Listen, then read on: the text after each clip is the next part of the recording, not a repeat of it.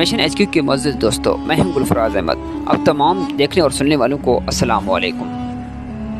اگر آپ ہمارے چینل پر نیو ہیں تو ہمارے چینل کو سبسکرائب کر دیجیے گا اور اس کے ساتھ بیل آئیکن کو بھی ضرور دبا دیجیے گا تاکہ ہر نئے آنے والی ویڈیو آپ تک جلد پہنچ سکے۔ اورنگزیب نے تقریباً نصف صدی تک سلطنت کو برقرار رکھا اور در حقیقت اسے جنوب میں تنجور تک پھیلایا، تاہم اس مسلط چہرے کے پیچھے سنگین کمزوریاں تھیں۔ سکھوں اور جاٹوں کی اکثریت پسندی شمال میں سلطنت کے لیے بیمار تھی۔ نئی اسلامی پالیسی نے ہندو جذبات کو الگ کر دیا اور راجپوت کی حمایت کو نقصان پہنچایا۔ زمین پر مالی دباؤ نے پورے انتظامی ڈھانچے کو دباؤ میں ڈال دیا۔ جب اورنگزیب کا انتقال تقریباً 49 سال کے دور حکومت کے بعد ہوا تو اس نے ایک ایسی سلطنت چھوڑ دی جو ابھی تک مردہ نہیں تھی، لیکن اسے کئی خطرناک مسائل کا سامنا کرنا پڑا۔ ان کے بیٹے بہادر شاہ نے اول کے دور حکومت کے بعد مغلوں کی ان میں سے نمٹنے میں ناکامی 18ویں صدی کے وسط میں سلطنت کے خاتمے کا باعث بنی۔ تاریخ سے جڑے رہیں کیونکہ یہ کوائز ماضی کی ترتیب دیتا ہے۔ معلوم کریں کہ واقعی حرکت پذیر کس نے ایجاد کی۔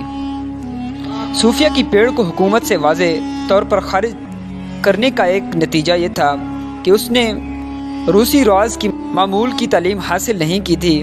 وہ محل کی تنگ حدود میں رہنے کی بجائے آزاد فضا میں پلا بڑھا۔ اگست 1699 میں ایک نئی بغاوت ہوئی۔ صوفیہ اور اس کے ایک بغاوت کے لیے اپنے فائدے کے لیے استعمال کرنے کی کوشش کی، لیکن اس بار واقعات فیصلہ کن طور پر پیڑ کے حق میں ہوئے۔ اس نے صوفیہ کو اقتدار سے ہٹایا۔ 1698 میں سخت بغاوت کے بعد اسے ربیہ بننے پر مجبور کیا گیا۔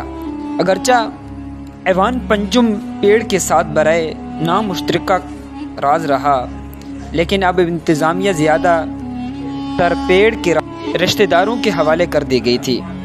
شمال جنگ کے وسط میں جب ترکی نے روس کے خلاف جنگ کا اعلان کر دیا، 1711 کے موسم گرما میں پیڑ نے ترکوں کے خلاف ہوئے امن کے لیے مقدمہ کرنے کے پابند وہ خوش قسمت تھے کہ وہ نااہل ترک مذاکرات سے بہت ہلکی شرائط حاصل کر سکتے تھے۔